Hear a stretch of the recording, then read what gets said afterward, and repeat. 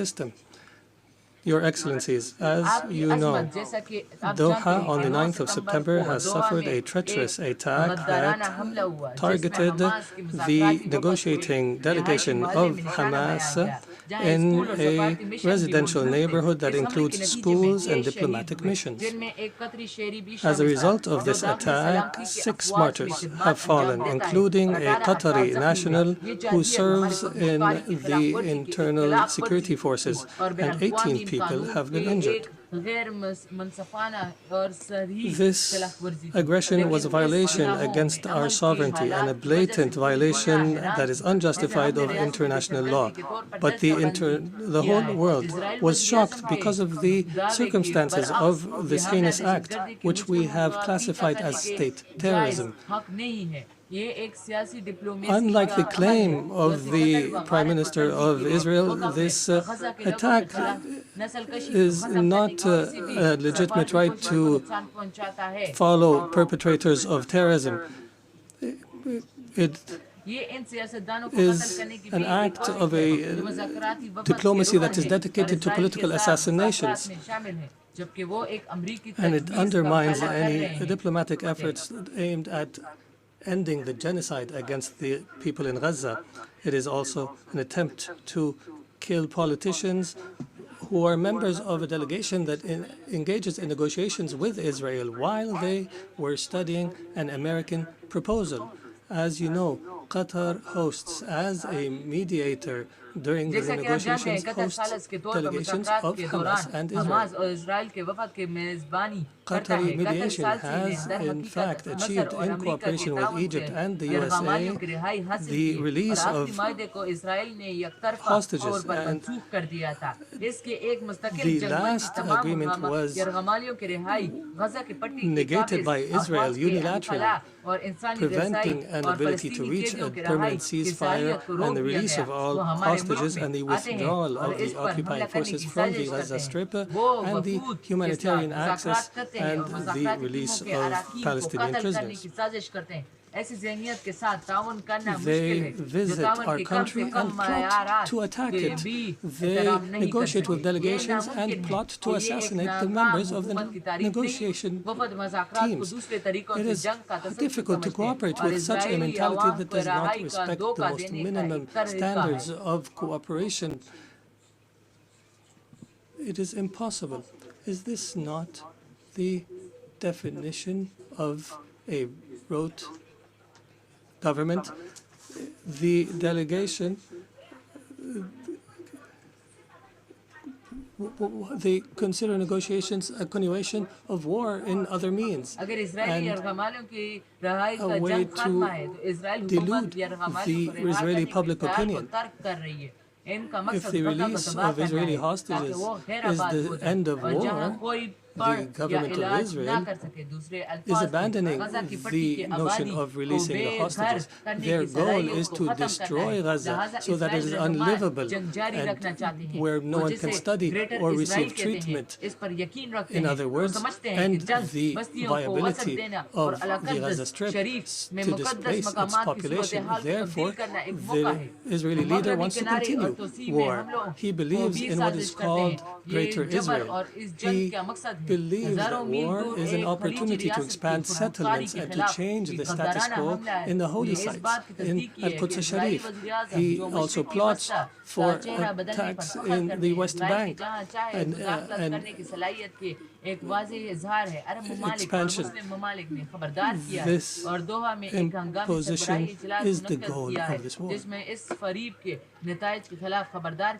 This treacherous attack against the sovereignty of a Gulf state thousands of miles away has confirmed that the Israeli Prime Minister, who takes pride in changing the face of the Middle East, reveals and manifestation of Israel's ability to intervene wherever, however it desires. Arab countries and Muslim countries have warned, and that have held an emergency summit in Doha, have warned against the consequences of this delusion.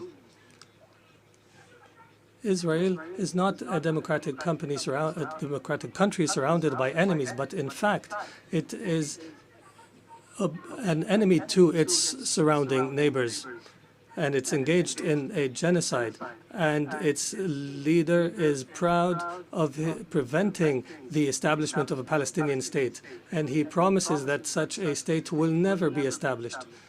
And he takes pride in preventing peace with the Palestinians, and that he will prevent such peace in the future.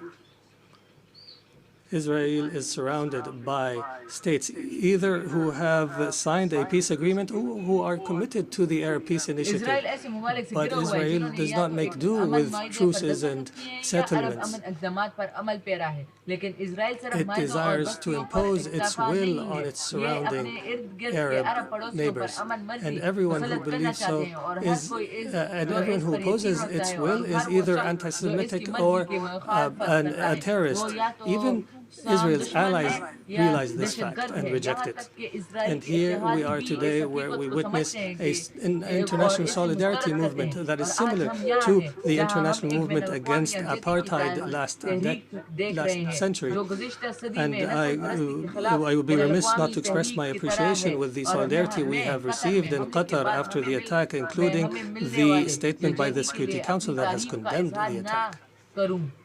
Distinguished Excellencies, Qatar will remain true to its history and legacy, opposing the crimes that take place. We believe in the ability of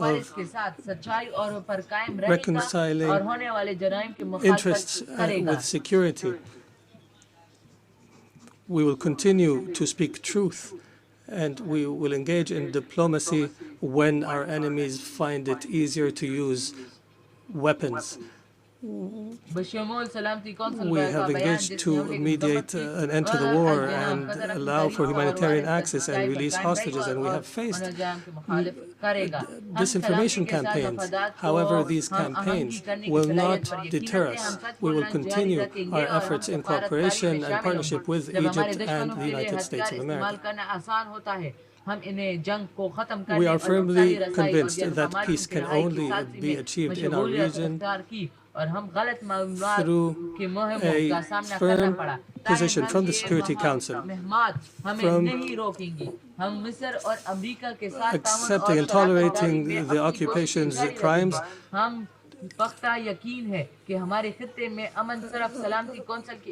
until allowing to the Palestinian people to enjoy their right to self-determination and establish their state with East Jerusalem as its capital on the borders of 1967 as per UN resolutions and the two-state solution that has been the consensus of the international community.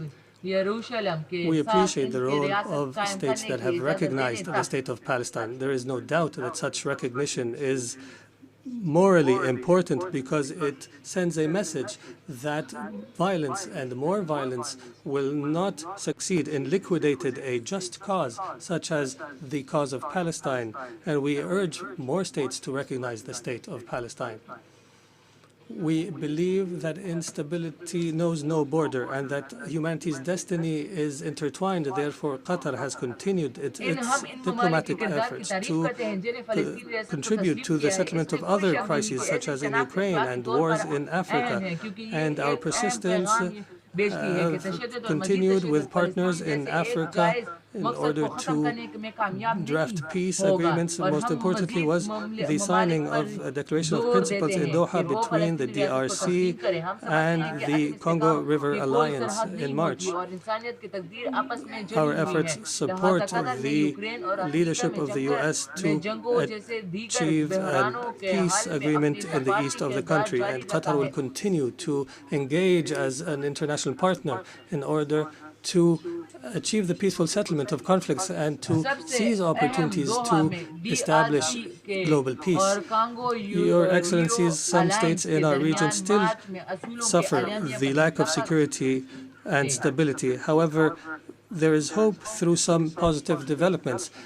in our dear Syria, since the end of last year, is going through a new phase that we hope will be a path towards achieving the aspirations of the Syrian people towards stability, development, and the rule of law after the end of a dark phase of the country's history. Egypt has stood by the Syrian people throughout the previous years. I recalled and urged to support Syria from this podium, even when it seemed to fall off the international agenda. The international community is called upon to assist Syria now in order to succeed through the transition phase after decades of suffering. Our experience in other Arab countries has taught us that building state institutions and establishing relations between a state and others is based on equality, and internal stability on the basis of respect for diversity are paramount issues at this stage.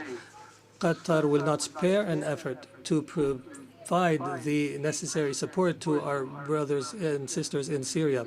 And we have no doubt that the Syrians will be able to overcome this phase and to reject sectarianism in all its forms, and that they will reject external interference, especially the Israeli attempts to divide Syria.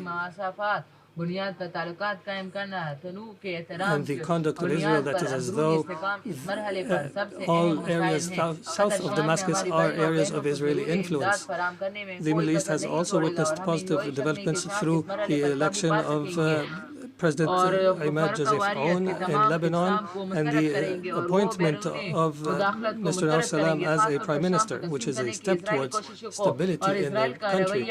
Qatar will continue to support Lebanon government and people and institutions, and will continue to support the Lebanese army.